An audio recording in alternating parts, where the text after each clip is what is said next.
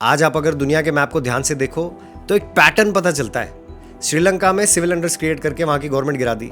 पाकिस्तान के prime minister Imran Khan को jail में ठूस दिया, नवाज शरीफ को उसी जगह बिठा दिया। बांग्लादेश में शेख हसीना को छोड़ के जाना पड़ा अपना देश, बच के इंडिया आना पड़ा, इतना सिविल अंडर्स वहां क्रिएट किया गया। नेपाल में सेम, यूथ सड़कों पे, पार्लियामेंट पे अटैक। म्यांमार में सेम, चारों तरफ इतनी अफरा तफरी।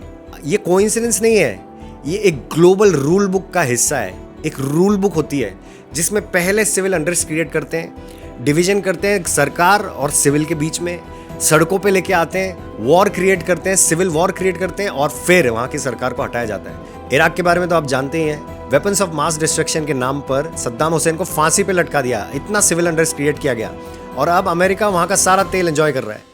Same is the case happening in Venezuela right now. Maduro और उसकी वाइफ को उनके कंट्री में से उठा लिया और इंटरिम प्रेसिडेंट बोल के किसी और को, जुआन को वहां पे बिठा दिया। वहां का ऑयल, वहां का गोल्ड, उस पर कब्जा करने का उसका टैक्टिक है ये।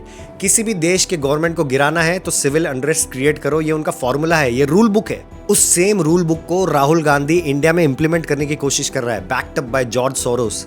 सिस्टम बायस हो चुका है, बोलता है डेमोक्रेसी खतरे में है, भारत जोड़ो यात्रा निकालो, जनगणना करो। भारत टूटा कब था जब उसको जोड़ना है। किसान आंदोलन, इतना सुंदर प्लान बनाया था मोदी सर ने। किसान डायरेक्टली अपना फसल इंडिया के किसी भी स्टेट में बेच सकता था और किसी भी ट्रेडर्स को कोई खतरा नहीं था। लेकिन मैनिपुलेट कैसे किया ट्रेडर्स को और किसानों को खुद रोड पे ले आए। आप सोचो फिर भी भारत अपने कदमों पे कैसे खड़ा है। खड़ा ही नहीं, ग्रो कर रहा है। 7.8 GDP, 4th largest economy in the world.